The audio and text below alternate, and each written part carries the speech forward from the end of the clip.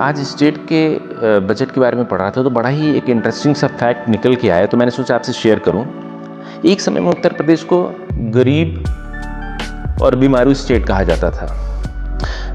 Last financial year 2025 year में उत्तर प्रदेश का budget था 8,10,000 करोड़, इंडिया में हाईएस्ट। सेकेंड नंबर पे महाराष्ट्र का बजट था 7,57,000 करोड़ और तमिलनाडु का बजट था 4,86,000 करोड़।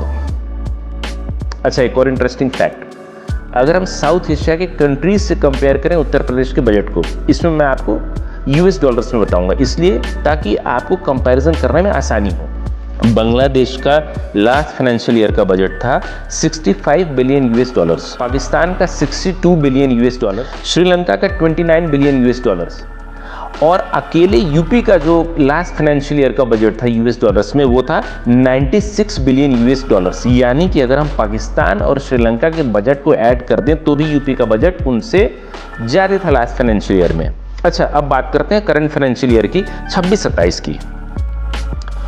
यूपी का टोटल बजट है इस फाइनेंशियल ईयर में 9,13,000 करोड़।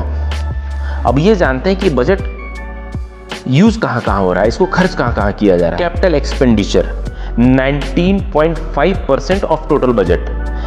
ये capital expenditure long term economic growth को ध्यान में रख के फिक्स एसेट को खरीदा जाता है, फिक्स एसेट्स एक्वायर किए जाते हैं गवर्नमेंट द्वारा। दूसरा इंफ्रा पे गवर्नमेंट टोटल बजट का 25% खर्च कर रही है, 25% एलोकेट किया है एक्सप्रेसवेज बनाने में, हाईवेज बनाने में, एयरपोर्ट्स बनाने में, हॉस्पिटल्स बनाने में। एजुकेशन टोटल बजट का 12.4% एलोकेट किया गया है एजुकेशन पे।